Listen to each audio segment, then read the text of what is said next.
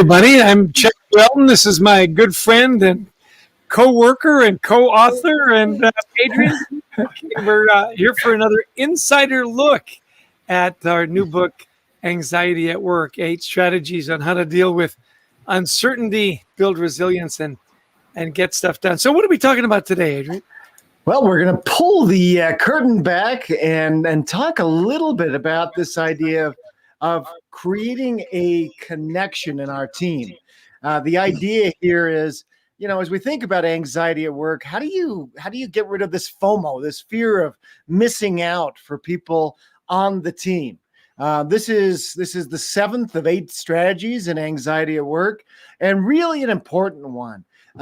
So many people right now feel left out, especially in this remote world, right, Jess? So take us through this study from Cornell University. Yeah, I love this because it's so simple, right? They looked at fire stations, they looked at firefighting teams, and they wanted to know, did they have a good culture? Did they have a culture where they trusted each other? And it was really simple. They said if they ate together, if they simply, if they cooked together and they ate together. Now it's really timely. Adrian and I just did some stuff with US Foods, and we talk about, creating great food and the aroma and that communal effort when you get together to eat. Well, it was really interesting. They said that, they performed better. They saved more lives if they ate together. So they'd come in and when they didn't see them eating together, they knew there were relationship problems, right? They didn't have the connections that they needed to work well as a team. I just thought, what a brilliant way to talk about unity. Do we eat together? Well, what would you add to that story? Well, and what they found too were that firefighters were in stations where people dined alone. It was a little bit of a signal. Now, we are not suggesting every team needs to eat together. That was what they found with firefighters, right? Because firefighters work 24 hours on, they usually 1 or 2 days off. It's a very different environment where they're living together. So it's a very different environment. But what we are saying, and this does suggest, is that every team has its little signals that we are either including people or we're not. Well, here's the trouble, though.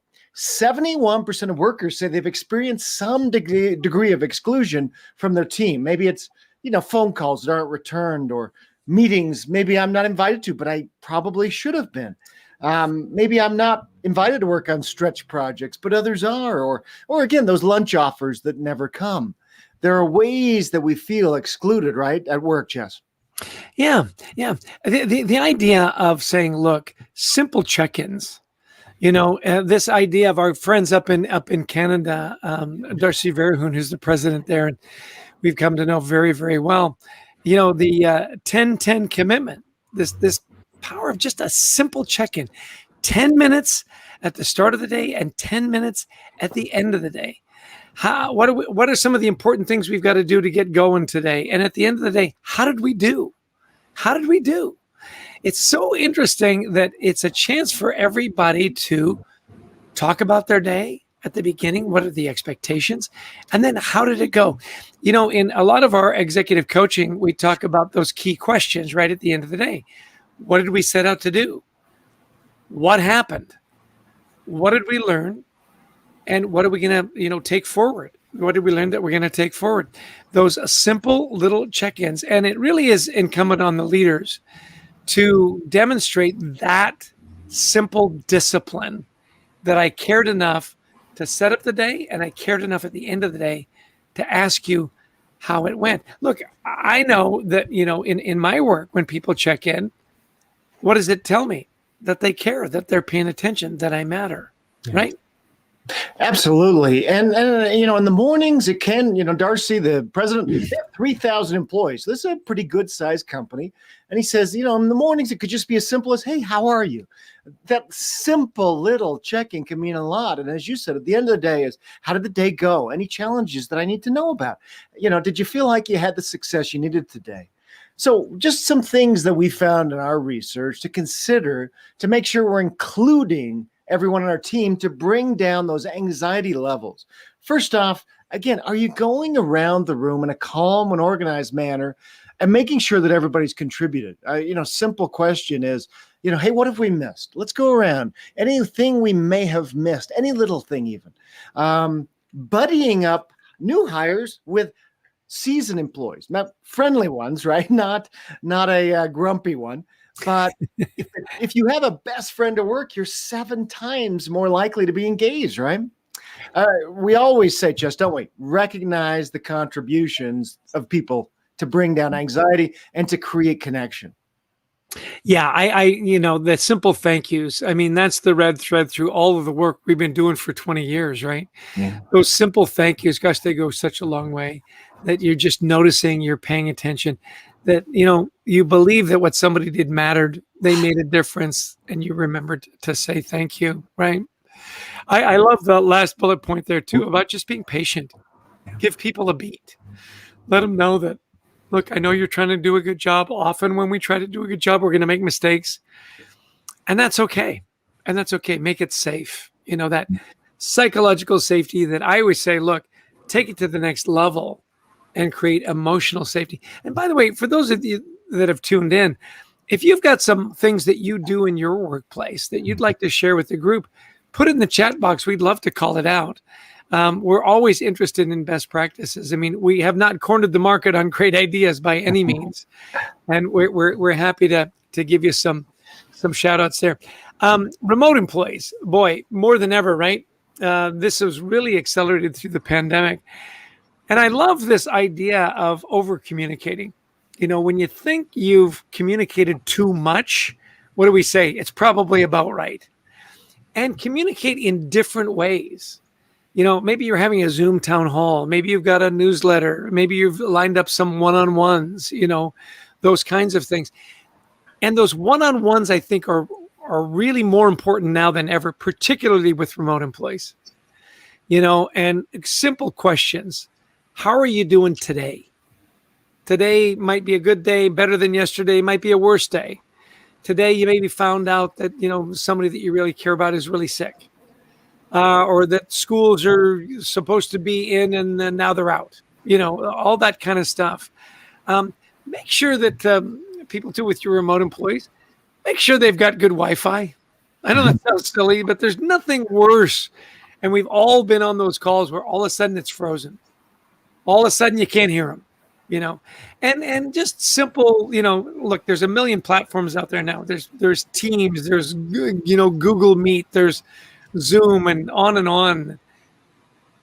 Let people know how to use them. Just a little simple, instruction, right? I love this comment from Shannon Schneider. We send each other a gratitude chain email each morning where we list 3 things we're grateful for. What a great way to include everybody and have everybody feel included. That's wonderful, Shannon. Oh man, Shannon, I love that one. Yeah. You know what? We should get a mailing address for Shannon. I think we should send her a book. She deserves a copy of Anxiety at Work. Ooh, I've heard so many good things about that book. So Shannon, if you can give us on a private chat, give us a mailing address, we would love to send you a copy of the book. Thanks for chiming in.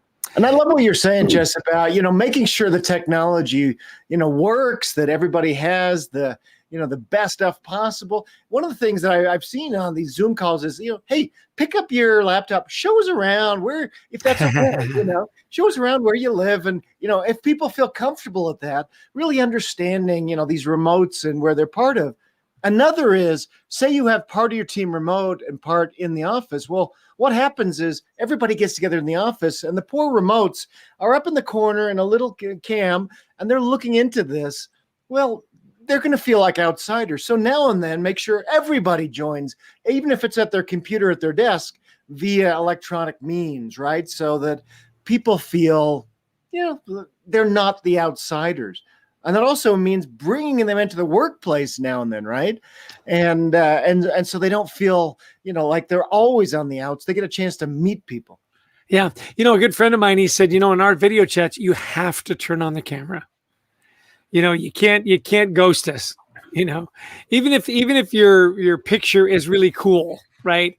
Everybody has to turn on their cameras to start the meeting. Now, he always says, look, if something comes up, your daughter runs in and you've got, like that. My point exactly.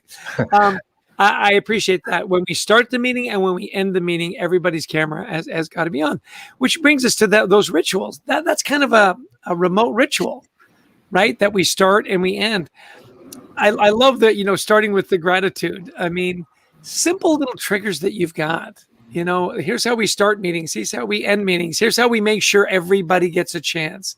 Yeah. We're going to go around the gallery box and make sure that everybody had a chance to chime in. I think those simple rituals are really important. Yeah. What are some of the rituals you've heard about? Yeah. Another one, is that it can be we're talking about anxiety at work, and it can be very anxiety inducing. I mean, people who have anxiety tell us, oh my gosh, they go around and they say, introduce yourself, say something funny about yourself. And they go, oh my gosh, if I could crawl into a hole, I would. That is probably not the best thing, but we've heard other ways that can include everybody that maybe aren't as anxiety inducing. For instance, let's go around and let's just share your favorite song. Or if you were walking up to, your walk-up song, if you're about to play baseball, what would that be and why? Why does it get you pumped up? That takes the attention away from me, and I get to tell about this great song. And so find ways to include people remotely that perhaps are not as anxiety inducing. Another one that we heard that we loved was that a team recently, they started their wine party. So Fridays at 4, they all get together. They can have an alcoholic beverage or not, or just their water. And they just sit around and talk about the things that went bad during the week. You wouldn't believe what this customer did. And by the end of the hour, though, they let it go. And the idea is we're going to start Monday, fresh, and maybe start Saturday with a hangover, right, Chess? Yeah. Hangover Saturday morning. I'll tell you the other thing I love is leaders that set parameters. Yeah. That say, look, we're not going to email on the weekend, even though we say, you know what, I did send out that email Sunday morning. I don't expect anybody to respond until Monday. What's the message, though, Adrian? If I send that out, what's the message? It's I know we hear this, don't we? Go, no, my people, no, they know how I am. I just send it out when I'm thinking about it. Everybody's thinking about it if you just do that, right? Yeah, you've stolen their recuperative time, right? Yeah. You've stolen that time. I love this from our LinkedIn user, Anonymous, which is great. Introverts and those with anxiety or both have an especially hard time speaking up in virtual meetings. Simply asking them to share and give their ideas is enough to help them feel included and valued. And I really love that comment. Yeah. And one thing that people with anxiety tell us is give us a little bit of a heads up. Say, the day before or so, this is what the conversation is going to be. So it's not just a shock. Elizabeth, what do you think about it? It's like, oh my gosh. No, give these folks a little time to know we're going to be discussing the new product launch. And we want you to come with ideas to challenge the launch and what we're doing, whatever it is. Yeah. Yep. And again, those rituals. One last one is our friend Mercy Niwe down at the World Bank, where she says, look, no meetings on Friday. That's your day to catch up. No emails or anything on the weekends. And she models that behavior. And, it was interesting. She got pushback from her bosses that with all they've got to do, that might cut down on productivity. And what she found is productivity actually went up. People were fresh. Monday through Thursday, they were hitting it hard. Friday, they were catching up. The weekends rejuvenate. It was wonderful. Love this quote from Oprah, who talks about the need to be validated, the need to be seen. She says, look, I've interviewed 35,000 people in my life. She says, as soon as that camera shuts off, every single one has turned to me and in their own ways said, was that okay?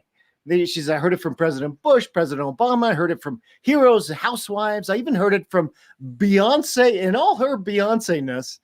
We all want to know, did you hear me? Did what I say mean anything to you? That's what validation means to us. So we have a little bit of a question for you. If you can, think about this. As you've worked remotely, maybe this past year, maybe you've worked a lot, maybe just a little.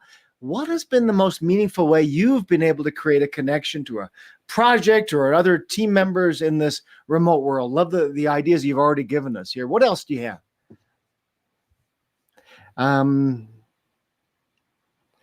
love this idea. Jill says, yes, giving us a heads up regarding the conversation is so important. I'm a slow cooker. I need time to think about my answer, so I'll feel less anxiety. We've heard that over and over from people with anxiety is give me time. It's so important. And Delta is calling, apparently. You know what I love about what Jill said there is I'm a slow cooker. Yeah. So often when you call people, out on the team for their opinions, is ask a long question. I learned this from a teacher of mine. Said, you just don't say, Adrian, what do you think? Say, Adrian, I'd like your input on this subject. We've been talking a lot about customer satisfaction, particularly our remote customers. And I know you've done some work in there. Do you have any insights for us about how we can get our remote customers more involved? Well, that gives Jill, a slow cooker, a couple of beats to say, okay, this is the question that's coming. They're going to call on me, and I've got a minute to put my thoughts together and then deliver to the team. So I think slow cookers are deep thinkers. So good for you, Jill. Yeah. And there's been a lot written. If you've read the book, I think it was Susan Cain who wrote the book Quiet. There's a lot of really powerful information about introverts who can be really amazing employees. And we do have to manage people in very different ways. The problem is we were sort of raised, many of us, with the idea that we manage to everybody the same because that's fair. We found that's a terrible way to manage. Every single person on our team is different and unique. And, some people will love to be challenged. Watch the basketball game last night and watch the coach on the sideline. And, in halftime, they now have these really powerful mics where you can hear everything the coach is saying to the player. And one of the coaches, the coach was really getting on this one guy. He was like, okay, it's time for you to step up. And he was really getting on this guy. And then you heard another time he was saying, hey, it's okay. It'll be great. And he knows his players. The coach knew that he had to challenge this person, and he went out and he scored the first 10 points of the quarter. The other guy, no, it was a softer touch. We have to be able to understand the people in our care. So I loved another LinkedIn user saying, I love the book Quiet. Susan Cain is my spirit animal. My spirit animal. I want to be somebody's spirit animal. What's really interesting when you say know their stories, Adrian, one of our favorite leaders, Scott O'Neill, as we were interviewing him on our podcast, Anxiety at Work. I encourage you to look that up. It's available wherever you get your podcasts or download them. He said, you got to know your team's story, where they came from, why they're here, and more importantly, where they want to go. What are their aspirations? What are their dreams? What are their passions? And the line he used that I love is he says, you're going to find there's somebody on your team and they want to go to the moon. And you know what? Your job as a manager, help them get there. If that's what they're, you help them get there. Well, who doesn't want to work for a manager like that, right? Well, thanks, Natalie, for pointing out Cheryl, our good friend Cheryl Becker, who says they use Microsoft Teams for meetings, and we started a quick, love this, doesn't have to be long, 10-minute positive sharing meeting on Thursdays. And by Thursdays at noon, don't you need something positive? Anyone can join. We share positive information, podcasts, books, healthy ideas, etc. Love that. Yeah. By the way, just a suggestion, Cheryl, positive book to recommend, Anxiety at Work. Just saying. I've read it. It's brilliant. And Cheryl's read it. Yeah. So that'd be a great book. Yeah. Yeah. Love that idea. I love that idea of getting to know people's stories, Jess. It's, everybody has a different story. And sometimes we assume, I love this. I was doing a session to the legal community and to general counsels and other legal eagles, if you will. And one of the managing directors of a really big law firm, he says the beginning of this pandemic, he says we went on and we told everybody we're in this together. We're going to get through this and we're in this together. And he says a couple of weeks later, he says we went back, we had a full Zoom with all of our 600 associates. And he said, and we apologized. We said, you know what? We're not. He says, we're not in this together. We don't. He says, most of us are partners. We make huge salaries. Many of us, our kids have left home. Many of you are crammed into 600 square foot apartments. You got little kids you're worrying about. We are in way different situations. We're not in this together. What we can do is begin to start understanding where you are, what your stories are, and where you're coming from. And we apologize for, being this, and I just thought, wow, what vulnerability, to share that. Sure. Well, one of the great tips we got again from our friend Scott O'Neill is he said, you know what? Give yourself a minute. Never schedule a 30-minute meeting or a 60-minute meeting. He goes, it's 25 minutes, it's 50 minutes, because everybody's going to stack them up, Zoom to Zoom to Zoom to Zoom. You need to give yourself a minute to go from one meeting to the next. So, Adrian, we got 4 minutes to wrap this thing up. Oh, okay. Let's get going. I love Mary Vale, who says, heartfelt. She's releasing her own CD. That's awesome. Read your book and listening to my to the CD while she's relaxing. That's great. And I think that is really true. Coming back to our rituals again, I am not a morning person at all. And yet during the pandemic and whatnot, and it's taken me a while to get into that ritual. I find if I get up in the morning and I go for my walk and I do a couple of positive posts and I do my meditation and I say my prayers, my odds of having a good day go way up. Yeah. If I think, I'm just going to sleep in for a little longer, which you never do, right? You get lazy. So having that discipline, having that regimen, right? Quick question from Jill, and I think this is a good one, Jill. You're asking is she says, I love from Cheryl. I wish I could get my staff to participate in these kind of virtual wine and wines or positive Thursdays. And you're right. It is tough. We were all sort of zoomed out by this point. What you can do is there's no guilt. There's no obligation. You invite, but you can't force people to do this. You're right. What you do is you try and create a little bit of buzz around it. Hey, were you on that call yesterday? That was really fun. And it's hopefully the FOMO of people go, wow, I heard really good things about it. Next week I'll join. Well, listen, as we wrap up to give you that time to go to your next meeting, we just really appreciate that you would spend your time with us. We've got folks from Canada and Mexico and the Middle East and all around the U.S. Thanks for giving us a few minutes to talk to you about one of the many strategies, one of the 8 strategies that we talk about in our book. I think one of the big messages that we want to leave every time we do one of these insights is there's no reason for you to suffer alone. Know that there are people out there that will reach out and that will be helpful. Find an ally, find a friend, find someone to talk to. It's the number one issue in the workplace, and it's not something we talk about much. So be that ally, be that friend if you're seeing someone that's suffering. And if you are that person that's suffering, raise your hand. Go find help. Talk about it. I know it's hard, but asking for help doesn't mean you've given up. It means you're refusing to give up. And by the way, we've got a wonderful Anxiety at Work podcast. You can find it wherever you download your podcasts. We've got a wonderful newsletter that we publish twice a month on LinkedIn. It's the Gratitude Journal. We talk a lot about gratitude and anxiety there as well. We'd love to invite you into that community. So we've got lots of resources for you. None of them cost anything except for the book, and we hope you'll buy one of those. Available at fine bookstores everywhere. Thanks so much for your time. Adrian, I will give you the last word.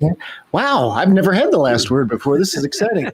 Hey, we're really thrilled to be able to share a few more insights from Anxiety at Work. This is such an important idea of creating a connection. Some of us are a little bit more introverted.